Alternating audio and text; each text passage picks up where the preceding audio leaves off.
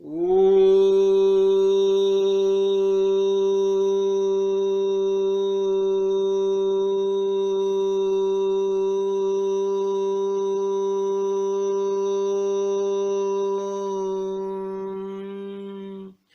राजाधिराज सद्गुरुनाथ सिद्धरामेश्वर महाराज की जय। राजाधिराज सद्गुरुनाथ श्री भाऊ साहेब महाराज की जय। राजाधिराज सद्गुरुनाथ श्री काड़ सिद्धेश्वर महाराज की जय। गुरुर्ब्रह्मा गुरुर्विष्णु गुरुर्देवो महेश्वरा गुरु साक्षात् परब्रह्म तस्मै श्री गुरुवे नमः। ब्रह्मानन्दं परमसुखदं केवलं ज्ञानमूर्तिं द्वन्द्वातीतं गगनसदृशं तत्त्वमस्यादिलक्ष्यम् एकं नित्यविमलमचलं सर्वधी साक्षिभूतं भावातीतं त्रिगुणरहितं सद्गुरुं तं नमामि। राजाधिराज सद्गुरुनाथ श्री काड़ सिद्धेश्वर महाराज की जय। आज हम दासबोध ग्रंथ का जो 12वां दशक जो है, खासकर विवेक और वैराग्य करके जिसका निरूपण किया जाता है, तो वही दशक में आज हम प्रवेश करने वाले हैं। तो उसका पहला समास आता है विमल लक्षण। विमल मीन्स विगतम मलम, जिसमें कौन सा भी मालिन्य नहीं, ऐसा जीना है हमें। तो वो लक्षण कैसे हो सकते हैं, हम देखेंगे वो भी। दूसरा आता है प्रत्यय निरूपण।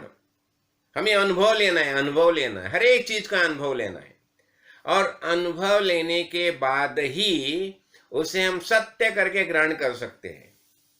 तीसरा आता है भक्ति निरूपण। इसके पहले भी हमने भक्ति निरूपण का समास देखे हैं, लेकिन यहां फिर रामदास स्वामी भक्ति के बारे में कुछ बता रहे हैं, हम देखेंगे। उसके बाद आता है विवेक वैराग्य। देखिए, विवेक वैराग्य पहले भी हमने देखा है, तो भी देखो ये समय समर्थ रामदास जो है ना, बार बार वही बातें हमें समझा रहे हैं। क्यों? उसका निश्चय पक्का होना चाहिए, इसलिए तो विवेक का निरूपण आता है। उसके बाद आता है आत्मनिवेदन। तो देखो, नवविधा भक्ति में हमने आत्मनिवेदन भक्ति देखी है, तो भी देखिए यहां फिर क्या आत्मनिवेदन के बारे में हमें बता रहे हैं, हम देखेंगे वो भी। उसके बाद आता है सृष्टि क्रम निरूपण। ये सृष्टि जो है ना, वो कैसे निर्माण होगी, ये बहुत बार हमने देखा है, तो भी देखिए, चलिए क्या बात बताए देखेंगे। उसके बाद आता है विषय त्याग। तो विषय जो है ना, तो विषय क्या होता है, विषय का हमें त्याग करना है, वो भी हम देखेंगे। उसके बाद आता है काल रूप। काल यानी समय। समय, यह समय का जो विधान आया है ना, तो कैसा काल कैसा चलता है, घटना कैसी होते है, तो घटना के बीच में जो काल आता है ना, समय समय टाइम जिसे बताया जाता है ना, उसके बारे में देखेंगे। इसके बाद आता है यत्न शिकवण। प्रयत्न प्रयत्न प्रयत्नों को प्राधान्य दिया यहाँ। और उसके बाद आता है उत्तम पुरुष। तो हमें उत्तम पुरुष होना है, तो क्या करना चाहिए, तो चलिए हम अभी इसके बारे में कुछ चिंतन करेंगे। हाँ, तो देखिए यहाँ क्या होता है। पहला जो आता है विमल लक्षण। तो विमल लक्षण में देखो क्या क्या बातें आती है। अभी विमल का अर्थ क्या हो गया, जिसमें कौन सा भी हम देखो, हमें जीना है, हम देह धारण करिए भूतल पर आए हैं ना, तो बहुत अच्छी तरह से जीना है हमें, और जीना है और आनंद भी अनुभव करना है। और ऐसा ही नहीं है, ये पूरा सब संपूर्ण वसुधा है ना, वसुधैव कुटुंबकम, ये ऐसा जीना हमें है कि सब वसुधा यही एक ही परिवार है, तो आनंद से जीना है, प्यार से जीना है। तो यहां पहले ही बता रही है कि पहला प्रपंच जो है, आधी प्रपंच करावा नेटका, और इसके बाद मग ख्यावे परमार्थ विवेका। ये हमें संसार करना है ना, प्रपंच करना है। तो देखो, प्रपंच और परमार्थ, प्रपंच यानी 5 जो बातें हैं ना, शब्द, स्पर्श, रस, रूप और गंध, ये पंच तन्मात्रा है। ये पंच तन्मात्रा के माध्यम से हमें जीना है। तो इसलिए क्या करना चाहिए? ये प्रपंच जो है एकदम अच्छी तरह से करना है, शास्त्र के हिसाब से, जैसा वेद ने बताया वैसा हमें प्रपंच करना है, और उसी के साथ हमें परमार्थ भी करना है। तो ये दोनों बातें आई देखो, तो हमें प्रपंच भी करना है और परमार्थ भी करना है। हमारे बाल बच्चे जो कुछ है उनके बारे में प्रेम प्यार से जीना है। तो यहाँ देखो यही बातें बता रही है। तो प्रपंच में हमें सावधान रहना चाहिए, सावधान रहना चाहिए। हाँ, और इसके बारे में बताया जाता है। देखो एक उदाहरण बताया जाता है, सावधानता कैसी होनी चाहिए। ये देखो, ये इसके ऊपर जो अड़ी रहती है ना, पान के ऊपर, पन्नी के ऊपर रहती है, देखो। हाँ, तो अड़ी क्या करती है? अगला पन्ना पकड़ती है, और जब तक अगले पन्ने की उसकी फिक्स नहीं होती, समझा ना, उसकी पकड़ पक्की नहीं होती, जब तक पिछला पन्ना छोड़ती नहीं। ये मामूली जो बात है ना, ये जो अड़ी जो है उसके अंदर भी विवेक होता है। तो हमारे अंदर कैसा विवेक होना चाहिए, तो वो बता रही है। उसके बारे में देखो, हमें सब बात में सावधान तो ही बरतना चाहिए, और दीर्घ दृष्टि होनी चाहिए। आगे क्या होने वाला है इसके बारे में हमें पहले से जानकारी होनी चाहिए। इसलिए ये दीर्घ दृष्टि, हमें दीर्घ सूचना होनी चाहिए, और सब बारे में हमें सावधान रहना चाहिए। और क्या होता है देखो, ये जो सावधान रहता है सब बारे में, देखो जो जीना है बहुत अच्छी तरह से जीना है। तो ये देखो, और क्या करता है, हमें गुणग्राही रहना चाहिए। तो जो गुणग्राही है, जैसे हमने देखा ना, दत्तावधूत ने 24 गुरु किए। क्या किए, कैसे गुरु किए? हरेक से गुण का ग्रहण करना चाहिए। हाँ, और जो गलत है, दुर्गुण है, छोड़ना चाहिए। बस यही विमल ब्रह्म हो गया। उसके बाद आता है प्रत्यय निरूपण। तो ये हमें जीना है ना, तो क्या करना चाहिए? ये जग में जब हम यहाँ घूमते हैं ना, तो बहुत सावधानी से घूमना चाहिए, और बहुत बात का हमें अनुभव लेना चाहिए। अनुभव लेना चाहिए, अनुभव ऐसा लेना चाहिए कि जिसके कारण हमें आनंद होता है, अच्छे जीना है। हाँ, तो यहाँ एक और बात बता रहे। हाँ, ये देखो, ये सब काल्पनिक ही है। ये पहले तो हमने सब समझ लिया, संपूर्ण विश्व एक कल्पना है, ख्वाब है। तो भी क्या होता है, हमारे अंतःकरण में देखो मन है ना, मन कैसा है? वायु स्वरूप मन है। तो अनेक तरंग निर्माण होते हैं। जल तरंग जो बताया जाता है ना, लहरें लहराती हैं। तो उसके बारे में क्या होता है, हमें लगता है कि जैसा हमारे मन में है ना, वैसा ही सब होना चाहिए, वैसा ही होना चाहिए। हाँ, और एक बात हम देखते हैं, देखो एक सुखी है, ये संसार में कोई सुखी दिखाई देता है, कोई दुखी दिखाई देता है। तो ऐसा क्यों होता है? तो इसके बारे में एक ही बताया जाता है कि हमें अच्छी तरह से प्रयत्न करने चाहिए, प्रयास करना चाहिए, अच्छा प्रयास करना है, प्रयत्न करना चाहिए। और ये देखो, ये सब बातें जो है ना, तो अनेक लोग जो है हमारे संपर्क में, जो लोग आते हैं, परिचय में जो लोग आते हैं, उनके बारे में हमें सोचना चाहिए, उनका आचरण कैसा है, कैसे बर्ताव करते हैं, और वो सब देख के हमें अच्छी तरह से बर्ताव करना चाहिए। तो ये कैसा होता है? ये अनुभव से होता है, अनुभव से होता है। और दूसरी एक बात देखो, हम जैसे बोलते हैं ना, जैसे हम बोलते हैं वैसा आचरण करते हैं ना, अच्छी तरह से देखो, हम भक्ति मार्ग से चलते हैं, अच्छा आचरण करते हैं, तो सब लोगों को हमारे बारे में प्यार रहता है, हमें भी सबके बारे में प्यार रहता है। और क्या होता है देखो, जब भी तक चंदन है ना, चंदन का सुवास कभी आता है? जब भी वो घिसता है, जब भी घिसता है ना, तो ही उसका सुवास आता है। तो यहाँ बता रहे हैं कि हमें क्या करना चाहिए, सबके बारे में हमें कुछ ना कुछ अच्छी बातें करनी चाहिए, लोगों को कुछ सहायता करनी चाहिए। तो ये इसने बताया ना, महर्षि व्यास ने जो 18 पुराणे लिखे, उसमें क्या बताया? अष्टादशु पुराणेषु व्यासस्य वचन द्वयम, दो ही बात बताइए, परोपकाराय पुण्याय पापाय परपीडनम। जितना हो सके परोपकार करना चाहिए, अच्छी तरह से जीना चाहिए। और कभी कभी क्या होता है, जो हम बोलते हैं ना, वही बीज, जो बीज हम बोते हैं ना, वही अंकुरते हैं। तो हमें कैसा करना, अच्छे कर्म करने चाहिए। तो यही बता रही है, अच्छे कर्म करो, हाँ, अच्छी तरह से जियो, हाँ। और कभी कभी क्या होता है, हमें कोई खड़ दुर्जन ऐसा मिलते हैं, सामने आते हैं, दुर्जन आते हैं, और हमें भी बहुत गुस्सा आता है। तो जो साधक है ना, उसने क्या करना चाहिए, ऐसी जगह से खुद निकलना चाहिए। देखो हमने देखा ना, उसके बारे में एक कथा ही मैं बताता हूँ। ये विदुर जो है ना, विदुर क्या होता था, देखो ये दुर्योधन है, हमेशा श्री कृष्ण भगवान को गालियां देता था। तो विदुर क्या करता था, विदुर हमेशा पांडव का पक्षपाती था। पांडव अच्छे आचरण वाले थे, इसलिए पांडव के पक्षपाती थे। तो पांडव के बारे में उसके दिल में प्यार था, प्यार था। और ये दुर्योधन जो है ना, क्या करता था, हमेशा पांडव के खिलाफ कुछ ना कुछ करता रहता था, कुछ ना कुछ गलत बातें करता था। और देखो वो विदुर को बहुत कुछ बातें बताता था, कुछ उससे बोलता था, दुष्शब्द से दुखाता था, तो भी विदुर सब सहन करता था।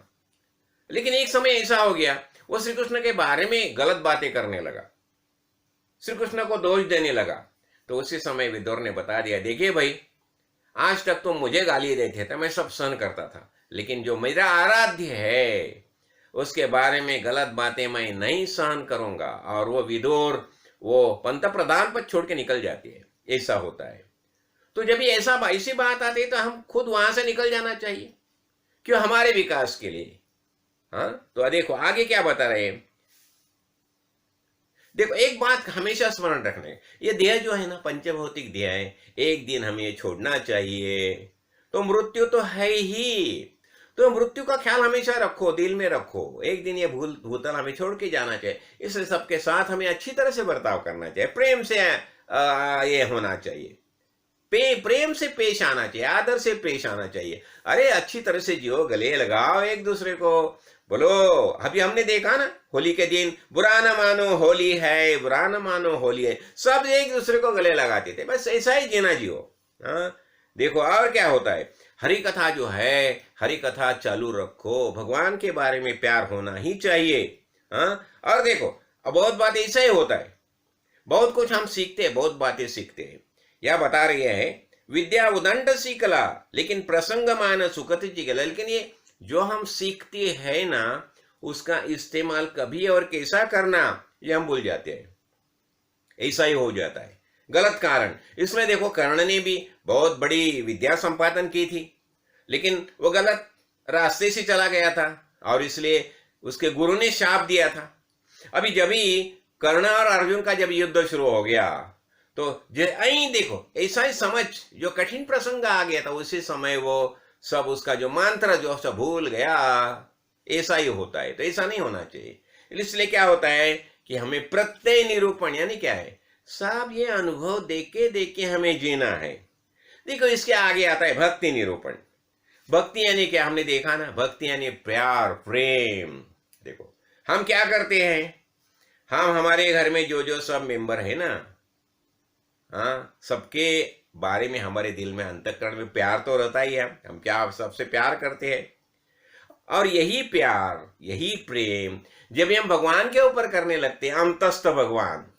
देखो ये जो हमारे ये रिश्तेदार है ना, बाहर के, लेकिन बाहर के रिश्तेदार के बारे में हमारे अंतःकरण में प्यार है ना, हाँ, और फिर और उसके ऊपर हम प्यार करते हैं। लेकिन हमारे अंदर जो मौजूद है, हमारा सबसे बड़ा रिश्तेदार जीवलक भगवान, उसको ही भूलते हैं।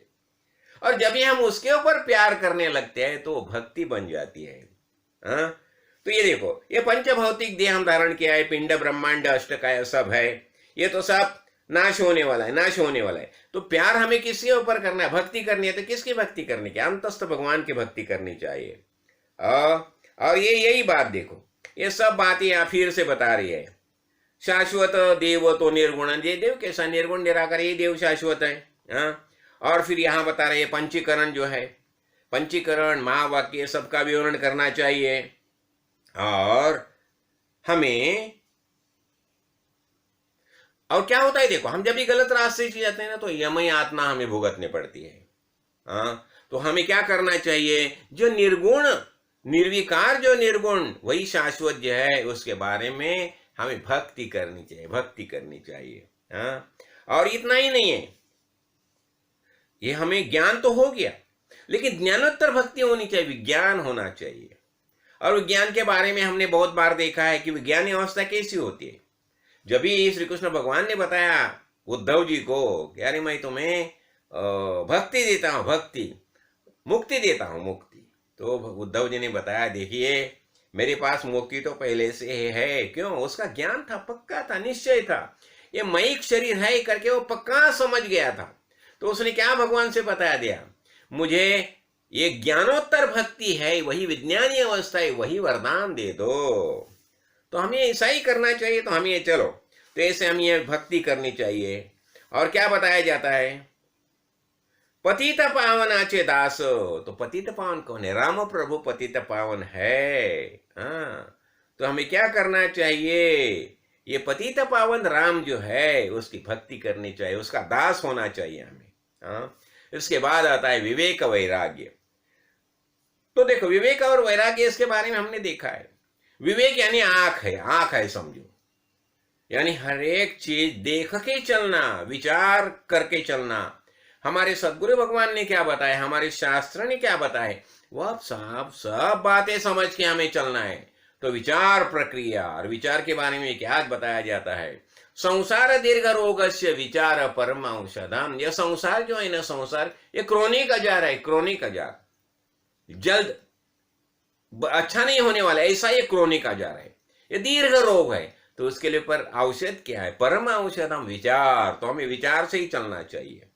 तो हो गया, तो विचार ही ने।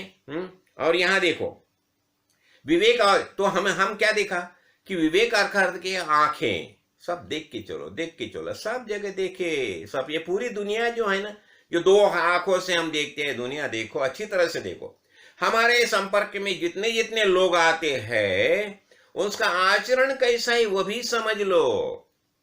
कोई आक्रांता आता है देखो, कोई घुसपैठ आता है देखो, वही देख ले। तो हमारे जीवन में सच्चा हमारा साथी कौन है, हमारा वास्तविक मित्र कौन है, ये भी जान लो। और ये मित्र और शत्रु दोनों की परीक्षा करो और ऐसा जीवन जियो। और आगे क्या होता है, ये विवेक होगा, वैराग्य, आचरण, हमारा आचरण भी ऐसा होना चाहिए। कैसा आचरण होना चाहिए, जो वेद ने बताया, सत्य, हम सत्य से अनुकरण चला, अहिंसा, देखो किसी का दिल मत दुखाओ, मन मत दुखाओ, जितना हो सके प्यार से जियो, प्यार से जियो। तो सत्य, अहिंसा, अस्तेय, ये चोरी चपाड़ी करते हैं ना, लुबाड़ता है ना एक दूसरे को, ऐसी बातें मत करो। अपरिग्रह, किसे कुछ ज्यादा संग्रह मत करो।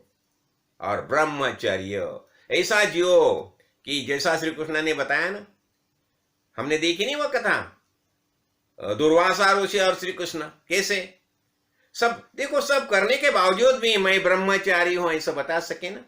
क्यों किए, देखो मन से मत पकड़ो, अंतःकरण में एक बात पक्की ध्यान में रखो, मैं सच्चिदानंद स्वरूप आत्मा, परमेश्वर परमात्मा, यही वास्तविक हमारा रूप है। ये समझ के जीवो। नाटक करो, नाटक करो, लेकिन उसमें अटक मत करो, अपनी अपनी किरदारी अच्छी तरह से निभाओ। ये हो गया, तो ये ऐसा आचरण करो। तो ये विवेक और वैराग्य। और क्या होता है, देखो जो विवेकी है ना, उसका एक ज्ञान पक्का होता है कि मैं कौन हूं, परब्रह्म वस्तु, वही वस्तु, यही वास्तविक हमारा स्वरूप है। तो ये समझ के ही हमें जीवन जीना चाहिए। और यहां क्या होता है, देखो और एक बात बता रहे, विवेकी और वैरागी, यही महद्भाग्य, महद्भाग्य। और वैराग्य किसे हम देखते, शिव जी का वैराग्य देखो, शिव शंकर कैसे वैरागी थे। हाँ, तो भी वो वैरागी थे, लेकिन पार्वती माता ने उसे संसारी बनाया ना, तो क्या हो गया, फिर परमार्थ और प्रपंच दोनों साथ आ गए। तो देखो शिव जी का वैराग्य देखो। हाँ, शिव जी का परिवार देखो, शिव जी ने कैसा संसार किया, देखो प्रपंच और परमार्थ, ऐसा हमें करना चाहिए। तो हमें विवेक वैराग्य से जीना चाहिए। हाँ, तो यही बता रही है। तो विवेक ये अंतर ही छुटला, विवेक से क्या होता है, अंदर से हम छूट जाते हैं। और वैराग्य जो है उससे प्रपंच से हम दूर होते हैं। संसार तो करते हैं, महाराज बताते थे ना, एक नहीं 10 बेटे को जन्म दे दो लेकिन मेरे नहीं ऐसे बोलो। इसका अर्थ क्या हो गया? उसमें आसक्त मत हो जाओ। तो यही हो गया विवेक वैराग्य। उसके बाद आता है सृष्टि क्रम।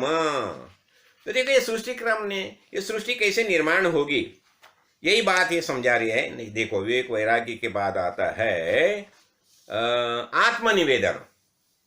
देखो हम भगवान को नैवेद्य देते हैं ना, तो ऐसा होना चाहिए कि भगवान में खुद का ही निवेदन दे दो, जैसे बलिराजा ने किया। तो बलिराजा ने जब भी भगवान को बताया कि देखो प्रभु, मैं आपको त्रिपाद भूमि देने के लिए तैयार हूं, तो भगवान ने क्या किया, वो विश्व रूप धारण करके पहला पाव पृथ्वी, दूसरा पाव स्वर्ग, और पूछा अभी बताओ मैं तीसरा पाव कहाँ रखूं? उसने बता दिया, प्रभु आपका तीसरा पाव मेरे सर के ऊपर रख दो। खुद को ही भगवान को निवेदन कर दिया। देखो तो भी यहाँ एक दो बातें है। देखो ये देखो यहाँ क्या होता है, ये सब जो दिखाई देता है ना, पदार्थ, मने, काया, वाचा, मैं, ये सब भगवान का ही है। और ये जो है ना, ये जड़ आत्मनिवेदन हो गया। ये जो विचार है ना, क्या विचार है, जितने जितने पदार्थ है, हाँ, मन, मेरा मन है, मेरा ये शरीर है, मैं जो बात करते हूँ ये, और मैं जो कुछ हूं, ये सब भगवान का है। यह जब भी हमारा भाव होता है, जो जो कुछ है सब भगवान का ही है, ये भाव होता है। ये हो गया जड़ आत्मनिवेदन। अच्छा, दूसरी एक बात देखिए, जब भी चंचल जो है ना, ये चंचल आत्मनिवेदन में हम समझ लेंगे कि देखो यार, इसमें क्या होता है, ये कर्ता देव, हाँ, कर्ता देव तो आपण कोठेच नहीं। यहाँ एक बात देखो, चंचल कर्ता तो जगदीश, ये सब निर्माण किया है ना, ये किसने किया? जगदीश ने निर्माण किया। और प्राणी मात्र जो है उसका ही अंश है। हम सब जो है ना, ये भगवान के ही अंश है, हाँ। और त्याचा तोची ठाव, आपणास ठाव नाही, हाँ। और ये सब चंचल जितना दिखाई देता है, ये कैसा है? चंचल चले, उसका चलन होता है, चलन होता है, हाँ। और ये स्वप्न जैसा है, स्वप्नाकार है। और निश्चल देव तो निराकार, निश्चल जो है कैसा, निर्गुण निराकार, ऐसा निश्चल देव है, हाँ। तो ये हो गया आत्मनिवेदन का चंचल प्रकार। कैसा? ये सब जो स्वप्नाकार सब दिखाई देता है ना, चंचल जो है ना, हाँ। लेकिन निश्चल कौन है? निश्चल है वो निर्विकारी देव निश्चय। तो ऐसा हो गया, ये आत्मनिवेदन हो गया। इससे हमने क्या किया, चलो सब भगवान को ही अर्पण किया, तो हो गया आत्मनिवेदन। अच्छा, इसके बाद आता है सृष्टि क्रम निरूपण। अब ये सृष्टि क्रम जो है ना, तो यहाँ पे देखो पहले इसमें बता रही है, ब्रह्म निर्मल निश्चल शाश्वत सार अमल विमल अवकाश घन पोकळ गगना ऐसे। अब ये ब्रह्म कैसे है? एक ऐसा संकल्प निर्माण हो गया, हाँ, जैसे मैं अकेला हूं, एको हम बहुश्याम प्रजा ये पहला संकल्प निर्माण हो गया। पहला तो ओंकार निर्माण हो गया, ओंकार से मूलमाया निर्माण हो गए, मूलमाया से त्रिगुण निर्माण हो गए, त्रिगुण और पंचमाभूत अष्टदा प्रकृति निर्माण हो गई। और ये अष्टदा प्रकृति जो है उसमें गुण क्षोभिणी माया निर्माण हो गए, जिससे गुण निर्माण हो गए। और इससे ये आगे विष्णु, ब्रह्मा विष्णु महेश, उनकी निर्मित होगी। और ये तमोगुण जो है, देखो सत्व गुण है, सत्व गुण का अधिपति हो गया विष्णु भगवान, रजोगुण का अधिपति हो गया ब्रह्मा, और तमोगुण का अधिपति हो गया रुद्र। तो ऐसी सब जो सृष्टि निर्माण होगी। और जो पहले जो निश्चल था, और निश्चल में जो पहला चलन निर्माण हो गया वो वायु स्वरूप हो गया, हाँ। और फिर ये पूरी सृष्टि निर्माण होगी, और ऐसी सृष्टि रचना हो गई। ऐसी झाली सृष्टि रचना विचार आणीला पाहिजे मना, और प्रत्यय विण अनुमाना पात्र होइजे। ऐसी ये पूरी 84 लाख जीव योनि पूरी सृष्टि निर्माण होगी। तो हमें क्या यहाँ देखना है, जो ये देखो ये उपाधि है, ये सृष्टि क्या है? उपाधि है। और जब भी हम ये सब उपाधि जो है ना, हमने चंचल नदी देखी ना, चंचल नदी माया देखी ना, जब भी हम उसका उगम के पास चले गए, गोमुख जैसा, गोमुख के गंगा माता का गोमुख के पास जाते हैं ना, तो क्या पता चलता है, नीचे वहां देखते हैं तो गंगा माता है कहाँ, सब पीछे कुछ ही नहीं है, ऐसा हो जाता है। तो ऐसी ही माया नदी है चंचल गंगा जो है। तो ये सब पूरा संसार क्या है, ये उपाधि है, ये शरीर ये भी उपाधि है। हाँ, तो ये उपाधि का सेवट जो है, जब भी गोमुख के पास हम जाते हैं तो वहां जाने के बाद पता चलता है अरे ये तो सब भ्रम है। हाँ, तो अभी हम ये भ्रम से बाहर निकले, यही मान हम ही करें। और यह बता रही है ब्रह्मांडीचे महाकारण ते मूल माया जान। ये ब्रह्मांड जो है ना, ब्रह्मांड, तो देखो ब्रह्मांड में 4 देह है, तो ब्रह्मांड का महाकारण देह जो है वही मूल माया है। जैसे हम ये देह है कि नहीं, पंचभौतिक शरीर है, पिंड जो है, तो पिंड में कौन से 4 देह हो गए, स्थूल, सूक्ष्म, कारण और महाकारण। ये 4 देह हो गए पिंड में। और ब्रह्मांड में विराट, हिरण्यगर्भ, अव्याकृत और मूल माया। तो मूल माया ये ब्रह्मांड का 8वां देह है। हाँ, तो अब ये हम जब ये उसका पता हमें चलेगा तो क्या होता है, अब ये जब हम जानते हैं तो बस हो गया काम। तो यही वास्तविक, हमें पता चलता है वास्तविक की सृष्टि क्या है। हाँ? तो अभी क्या होता है, यहाँ क्या बताया जाता है, कभी कभी कोई ऐसे पूछते हैं अरे हम तो इतनी किताबें पढ़ते हैं, तो यह क्या बता रही है, पुस्तक ज्ञानी निश्चय धरणे। लेकिन पुस्तकों का ज्ञान पढ़ने से हमारा निश्चय नहीं होता। ये पूछ रही है कि पुस्तक ज्ञानी निश्चय धरणे तरी गुरु कासे करने। जब समझो, जब भी पुस्तक पढ़ने से हमारा निश्चय होता है तो गुरु क्यों करना। हाँ, लेकिन हमारा अनुभव क्या आता है, पुस्तक से हमें सच्चा ज्ञान होता है क्या, नहीं ना। तो हमें क्या करना चाहिए, इसलिए हमें गुरु करना चाहिए। हाँ, और एक बताया जाता है ना, बादल गुरुमुख ज्ञान है। हाँ, बादल गुरुमुख ज्ञान अमृत से अवधिकान। हाँ, वेद उदधि आया ख्याल में, देखो वेद उदधि। हाँ, कोई बोलेगा कि नहीं हम वेद का पठन करने के बाद हम ज्ञान प्राप्त करेंगे, लेकिन क्या बताया जाता है यहाँ, वेद उदधि बिन गुरु लखय लागे लवण समान। बादल गुरुमुख ज्ञान, बादल गुरुमुख द्वार है अमृत से अधिकान। देखो क्या बताया जाता है। इसलिए गुरु के जब भी वेद में हम डायरेक्ट एंट्री करेंगे, पढ़ना शुरू करेंगे, तो वेद का सच्चा अर्थ हमारे ख्याल में नहीं आएगा, जो वेदांत बताया जाता है। लेकिन वैसा ही जब सागर का पानी जो पीने हम जाएंगे तो कैसा लगेगा, क्षार युक्त लगेगा ना, खट्टा लगेगा ना। लेकिन जब भी वही मेघ जो है, बादल जो लेते आते हैं, और बादल जब भी बारिश उसकी वर्षा करती है, और उसी समय जब भी हम वो प्राशन करते हैं तो अमृत से अधिकान, ऐसी उसकी मिठास लगाती है। तो ऐसा ही जब भी हम ज्ञान गुरु मुख से लेते हैं तो हमें उसका सच्चा वास्तविक अर्थ क्या है वो पता चलता है। नहीं तो फिर हम ऐसे घूमते रहते, भ्रम से घूमते रहते हैं। इसलिए हमें ये गुरु मुख से ही सुनना चाहिए, यहां आगे बता रही है। और जो भी कभी कभी ऐसा ही होता है, बहुत कोई इतने लोग आज तो गुरु इतने हो गए कि पूछो मत, ये गुरु वो गुरु वो गुरु। अरे हरेक गुरु अपना अपना हिसाब से प्रबोधन करता है। तो यहां बता रहे हैं रामदास स्वामी कि अरे जो अनेक लोगों के पीछे पड़ा है तो वो बुड़ गया समझो, डूब गया समझो। इसलिए हमें आत्मज्ञानी महापुरुष को ही अनुभव करके गुरु करना चाहिए। तो ये हो गया सृष्टि क्रम निरूपण। तो ये सब बातें हमें समझनी है ना, तो हमें आत्मज्ञानी महापुरुष की शरण में जाना चाहिए।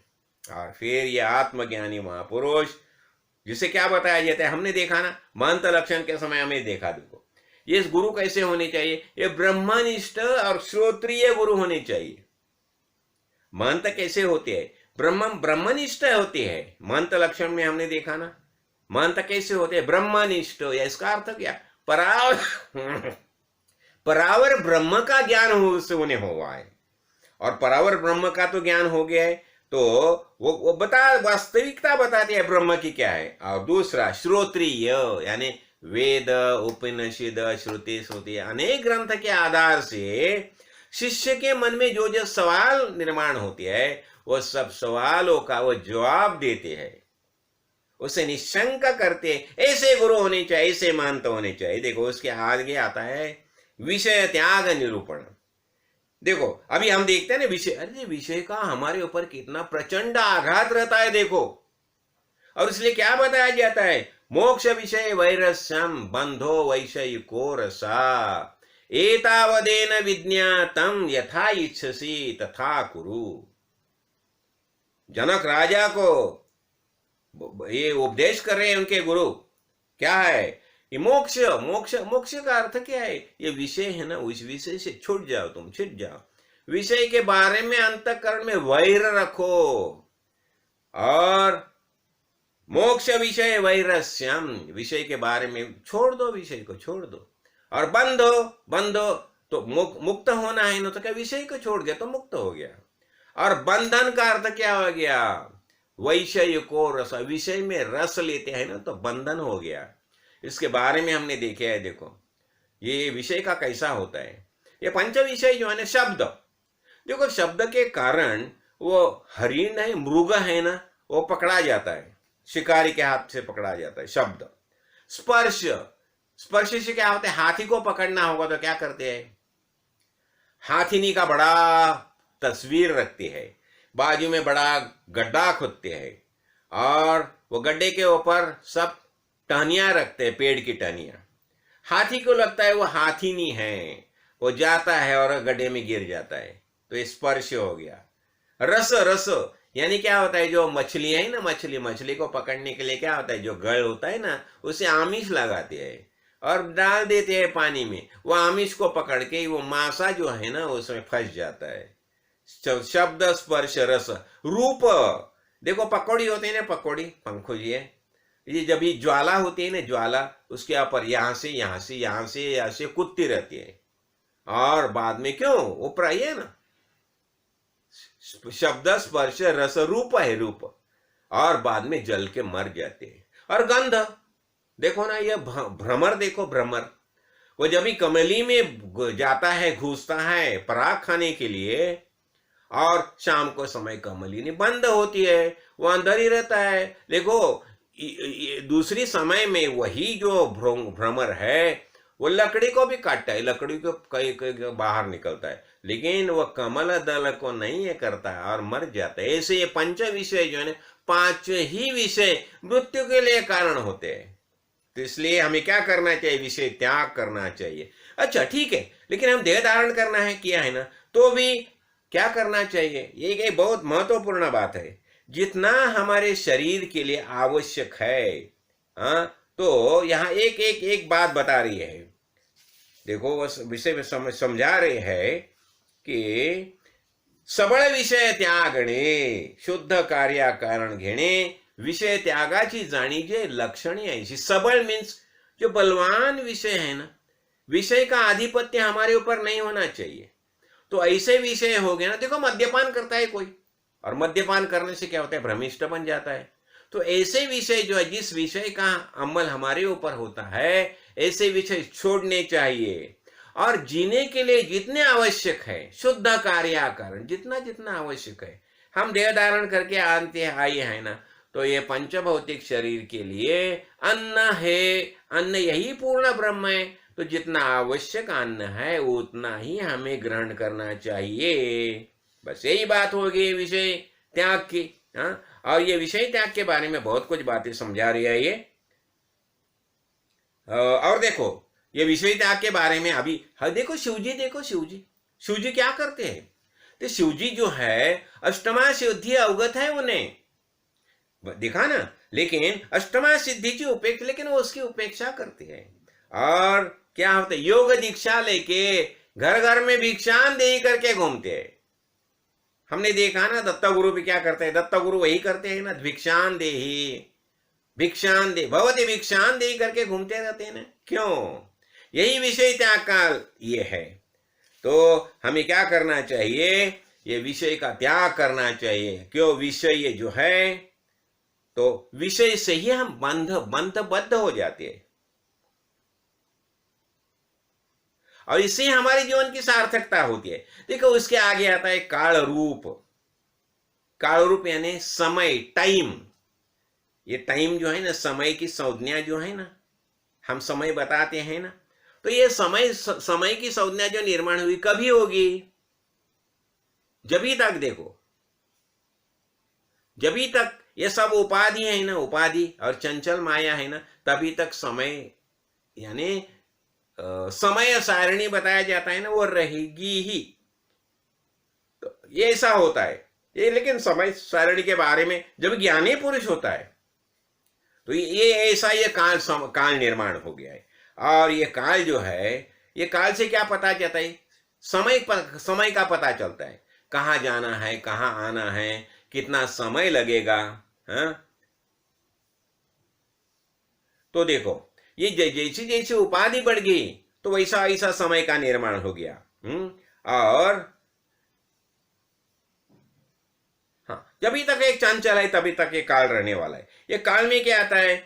घटिका आती है, हाँ, पल, घटिका, प्रहर, दिवस, रात्र, दिवस, अहोरात्र, पक्ष, मास, हाँ, और षण्मास, ये सब आते हैं। फिर ये सब देव के जो देवत्रयान का जो सब आता है।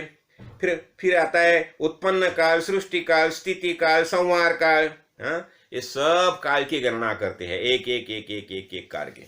लेकिन काल के बारे में देखो, और ये आता है, पर्जन्य काल आ गया, शीत काल आ गया, उष्ण काल आ गया, संतोष काल आ गया, सुख दुख काल, ये सब काल की गणना चल रही है।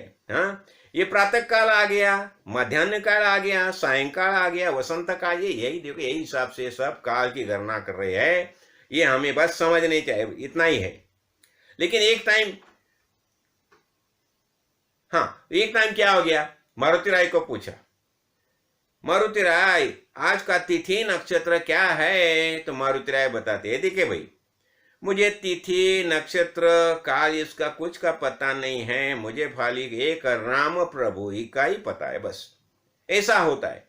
तो जब भी ये क्यों वह राम प्रभु का ही चिंतन करता है, तो उसे तिथि काल नक्षत्र का क्या जरूरत है? ऐसा होता है। और इसलिए बता रहे हैं।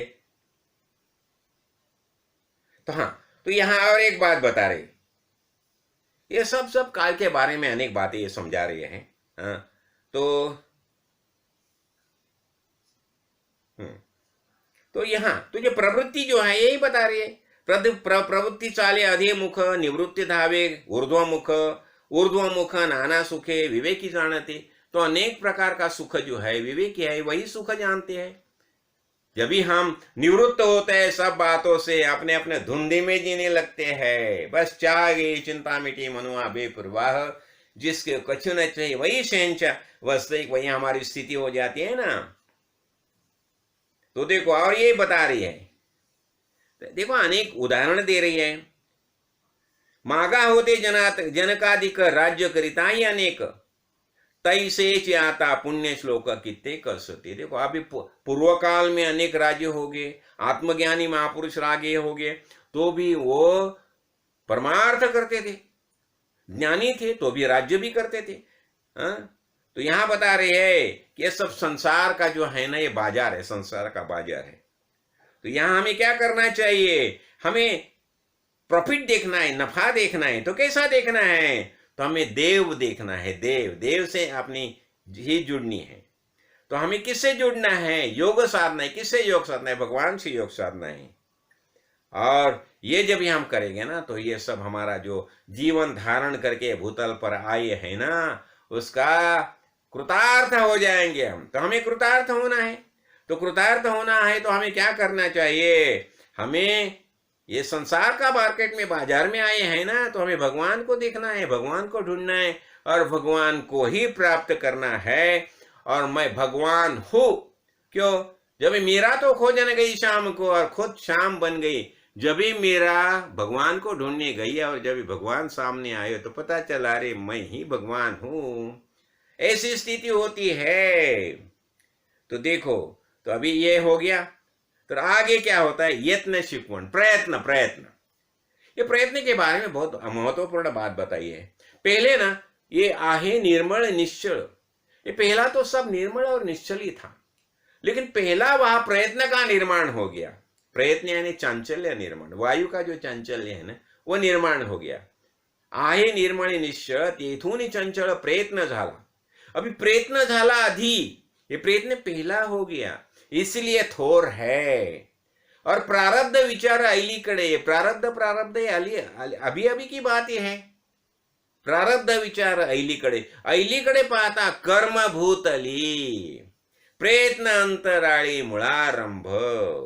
तो कर्म जो है हम देह धारण करके आए हैं, तो भूतल पर हमें कर्म करने ही चाहिए। तो अच्छे कर्म करो, कर्मयोग से जियो, जैसे भगवान ने बताया ऐसे कर्म करो। हाँ, और ये प्रयत्न कैसा है, प्रयत्न मूलारंभ, सबका पहला आरंभ प्रयत्न से हो गया। जो माया निर्माण हो गई, चंचल माया निर्माण होगी ना, चंचल पहला निर्माण कैसे, प्रयत्न से चंचल निर्माण हो गया। तो इसलिए ये प्रयत्न को प्राधान्य देते हैं और बताते हैं। तो ये देखो, ये क्या बताते हैं, कभी कभी ऐसी स्थिति होती है कि कोई लोग ऐसे होते हैं कि उनके पास कुछ खाने के लिए नहीं, पीने के लिए नहीं, ऐसी बात आती है। क्यों? तुम्हें अच्छी तरह से प्रयत्न नहीं किया, तुम सावधान, अंतर ही नहीं सावधान था, तुम सावध नहीं रह गए। हाँ, और तुम जो जैसा प्रयत्न करना चाहिए जीने के लिए ऐसा प्रयत्न नहीं किया। और देखो ये आलस्य रहते, आलसी, तो सबसे बड़ा जो ये है गलत बात जो है, आलसी रहना। ठीक है, कुछ नहीं, आराम से पड़े रहना। तो ऐसे होते हैं ना, इसलिए हमें देह धारण करके आए, कुछ ना कुछ कार्य करना ही चाहिए। तो यही बता रही है, ये बता रही है कि सावधान रहना चाहिए, नीति मर्यादा रखनी चाहिए, और लोगों को अच्छा लगेगा ऐसे ही कार्य करने चाहिए। देखो,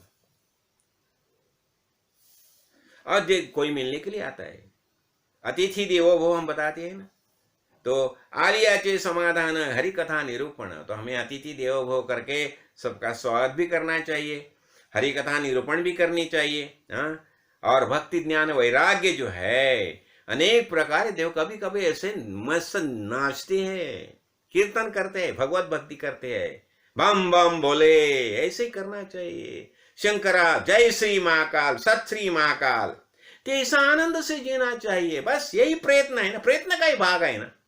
तो ये हमें सब बातें करनी चाहिए। और क्या वो बताए रही है, हाँ, और हृदय में किसकी चिंता करनी चाहिए, हृदय चिंता वे समर्था रघुनाथ जी से, राम राय का ही जल्लोष करना चाहिए, राम भक्ति को प्राधान्य देना चाहिए। देखो ये समर्थ रामदास जो सबसे बड़ी बात की है ना दासबोध के बारे में, मैं आपको बताना चाहता हूं, उन्होंने राम कथा को प्राधान्य दिया। राम प्रभु कैसे थे, प्रयत्नवादी थे। राम प्रभु ऐसे सामान्य आदमी करके जी देह धारण करके भूतल पर आए, लेकिन उन्होंने कार्य जो किया है, जब भी हम पूरा भरतवंश देखेंगे, भारत के बारे में पूरा देखेंगे, तो राम प्रभु जब भी वो आगे वनवास में, आगे वनवास में 14 साल का जो वनवास था, जब भी ये दंडकारण्य में आगे, उसे तो असुरों का अत्याचारी चला था, वो ताटिका राक्षसी, और यहाँ आगे उत्तर भारत के बाजू में मुल्कासुर था। हाँ, और ये उनका सब प्रॉपर ये पूरा प्लानिंग था। वहाँ रावण था, रावण ने क्या किया था, उसके जो खास जो सैन्य थे वो दंडकारण्य में भेजे थे। ये ताटिका वही देखती थी, सुबाहु वहाँ मरीच वरी ये सब। और वहाँ दूसरा जो राज्य था किसका, वाली का राज्य था, और वाली और रावण दोनों में दोस्ती थी, मैत्री थी। तो वहाँ का सब रावण देखता था, यहाँ वाली देखता था, और सुग्रीव को तो भगा दिया था कि वो राम भक्त था, भक्ति वाला था। हाँ, और वहाँ विभीषण था, उसे भी बाजू में किया था। लेकिन राम प्रभु ने क्या किया, राम प्रभु ने पहले ये ताटिका सुबाहु उनका वध किया, और 14,000 उनके खास जो ये थे सैन्य थे, प्रशिक्षित सैन्य थे, उनका खत्मा कर दिया, उनका वध कर दिया। और आगे जाके उन्हें सुग्रीव को मदद की, सुग्रीव को मैत्री भाव से नजदीक किया, और वाली का वध किया। और वाली का वध करके पूरा जो वानर परिवार था वो राम प्रभु का भक्त हो गया। आगे जाके जब उसने रावण का वध किया तो जो भगवत भक्त था विभीषण, उसको राज्य दे दिया। और विभीषण के बाद पूरा लंका का राव जो असुर परिवार था वो भी राम के बाजू में आ गया। तो ऐसा कार्य राम प्रभु ने किया, सब लोगों को इकट्ठा लाने का कार्य किया है। वो उसी समय तो आक्रांता का जाने, लेकिन यही जो था उनका बड़ा प्लानिंग था। और वो सहस्रार्जुन था, तो सहस्रार्जुन का भी एक बड़ा सामर्थ्य था। तो ये भरत भूमि में वो समय की जो तुम ऐतिहासिक सिचुएशन देखेंगे तो राम प्रभु का कार्य बहुत महत्वपूर्ण था। और ये सब कैसा हो गया? प्रयत्न से हो गया ना। तो इसे हमें क्या करना चाहिए? तो इसलिए हमें प्रयत्नों को महत्व देना चाहिए। देखो यहां क्या बताया, उदास वृत्ति मानवे जन विशेष कथा निरूपण। हाँ, और राम कथा ब्रह्मांड भेदुन पैलाड़ न्यावी। राम कथा जहां जहां होनी चाहिए, सब जगह पूरी जगत में राम कथा का फैलाव होना चाहिए। क्यों? राम प्रभु ने वैसा कार्य करके बताया है और वही कार्य हमें आज करना चाहिए। आज क्या स्थिति है देखिए, पूरे विश्व की स्थिति देखेंगे तो उससे तुलना में भरत भूमि की स्थिति अच्छी लगती है, लेकिन तो भी भरत भूमि में हमारे धर्म, वैदिक परंपरा और राष्ट्र के बारे में सबके अंतःकरण में शुद्ध भाव चाहिए, प्रयत्न चाहिए। हमें संगठना निर्माण करनी चाहिए और संगठना के माध्यम से हमें राष्ट्र हित के अनुकूल ही कार्य करना चाहिए। तो ये सब बातें यत्न निरूपण में आती है। और इसके आगे आता है उत्तम पुरुष। देखो उत्तम यानी क्या होता है? जो सभी जो षड्गुण ऐश्वर्य से संपन्न है, ऐसा उत्तम। देखो उत्तम किसे बताया जाता है? षड्गुण ऐश्वर्य जो है उससे संपन्न है। तो इस षड्गुण ऐश्वर्य जो है, कीर्ति, ये सब बातें जो है हमें समझने लेनी चाहिए। क्या होता है? देखो श्री यश, कीर्ति, ऐश्वर्य, ज्ञान, वैराग्य, ये षड्गुण ऐश्वर्य है। क्या बताया? यश, श्री, ऐश्वर्य, धर्म, ज्ञान, वैराग्य, ये षड्गुण ऐश्वर्य से संपन्न जो है वही उत्तम पुरुष बताया जाता है। और ये हो गया। और पुरुष का अर्थ हो गया देहपुर में रहने वाला ईश, वही वास्तविक पुरुष है। तो इसे उत्तम होना चाहिए। तो कैसा हो सकता है? इसे उसके ज्ञान प्राप्त करना चाहिए, आत्मज्ञानी होना चाहिए। विशेष करके जो अनेक उत्तम गुण है उसका ग्रहण करना चाहिए। देखो और एक बात देखो, हम क्या बताते हैं? वसुधैव कुटुंबकम। ये पूरा विश्व एक ही परिवार होगा तो क्या होता है? तो दूसरे का दुख होगा तो उससे हमें भी दुख होना चाहिए। दूसरे का संतोष होगा, हमें भी सुखी होना चाहिए। और देखो अनेक जो कोई गलत रास्ते से जाते हैं, अन्याय करते हैं, अत्याचार करते हैं, तो उन्हें क्षमा भी करनी चाहिए। जो शरणागत होता है उसे क्षमा भी करनी चाहिए। और अच्छे कार्य करने चाहिए उनके हाथ से। दूसरे का अंतर जो है वो समझना चाहिए, दूसरे का दुख क्या है, दूसरे के मन का भाव क्या है। और ये सब करते समय आलस्य बिल्कुल नहीं आना चाहिए। और आलस्य अवघाची दौड़ावा, आलस्य छोड़ना चाहिए और यत्न करना चाहिए, प्रयत्न करना चाहिए। और जो जितना उत्तम है, देखिए क्या बता रहे, उत्तम पदार्थ दूसरे से द्यावा। अच्छे चीजें दे दो दूसरे को। अरे एक बात तो मैं समझाना चाहता हूँ। ये शिवभक्त जो होता है ना, शिवभक्त, मेरी मुलाकात हो गई एक ज्ञानी पुरुष से। वो क्या बताते थे? ये सब हमारा शिव परिवार जो है ना, हमें ये सब भूतगण है, तो ये सब भूतगण प्रसन्न होने चाहिए, उन्हें आनंद होना चाहिए। इसलिए वो हर एक जगह स्मशान में भंडारा लगाने को बताते। अरे मैंने तो सुना, मेरे सामने एक को बताते थे, अरे नहीं भाई, अभी तुम कश्मीर ने वहां तो भंडारा लगाते हो, लेकिन अभी इस बार तुम ये अपना अमरनाथ यात्रा जो है ना, तो अमरनाथ यात्रा में तुम भंडारा लगाओ। एक तो वो महापुरुष मुझे वो बताते थे, हम तो क्या है, हम तो खाली रोटी जो है ना, नमक रोटी हम खाते हैं, लेकिन हमारे भक्त है ना, उन्हें हम घी रोटी खिलाते हैं। देखो कैसा भाव होता है। जो भगवान के भक्त होते हैं वास्तविक, उनका भाव कैसा होते हैं। हम तो हाँ, हमारा तो नमक नमक और रोटी से चलता है, लेकिन हमारे जो भक्त है उन्हें हम घी रोटी खिलाते हैं। हम उनके दुख से हम दुखी होते हैं, हमें तो सुख दुख ही नहीं है, लेकिन उनका दुख देख के हम दुखी हो जाती है। ऐसा भाव होता है जो ज्ञानी महापुरुष का, ऐसी करुणा होती है उनके अंतःकरण में, तो ऐसा भाव होता है ना। तो यही ज्ञानी महापुरुष क्या करते, अकारण करुणाकर होते हैं। और ये महापुरुष सच्ची बोलेगा ना, तो अन्य लोगों के, हमारे अपने भक्तों के लिए ही जीते हैं। भगवान को भी भक्त के बारे में ऐसा ही प्यार होता है। देखो भगवान जब ये भक्त के बारे में सोचते हैं ना, भगवान का सबसे प्यार भक्त के लिए होता है। भगवान बताते हैं जो मेरे भक्त का हित करता है ना, वो मुझे परम प्रिय होता है, लेकिन जो मेरे भक्त के विरोध में कुछ कार्य करता है तो उसका मैं संहार ही करता हूं। ऐसा भगवान का प्यार भक्त के बारे में होता है। देखो तो हमें क्या करना है, बड़े बोलता है सुख वाटे, जब भी हम अच्छी बातें करते हैं ना तो सुख ही लगता है ना, ये अनुभव कर सकते हैं हम। तो अच्छी बातें क्यों नहीं करना, और जो हम बोलते हैं उसका वही उसका अंकुर होता है। तो इसलिए देखिए क्या होता है, जो उत्तम गुण खुद धारण करता है वही महाभला बताया जाता है। तो आप देखो अपना अपना पुरुषार्थ है, बहुत लोगों को सुखी करो सुखी करो, हाँ, लेकिन किसे कष्ट करना ये सच्ची बात नहीं, अच्छी बात नहीं है। तो जो उत्तम गुण से शोभता है, भूषित होता है, वही महाभला पुरुष माना जाता है। और ऐसे लोग को सामान्य लोग ढूंढते ढूंढते कहाँ गए कहाँ गए कहाँ गए।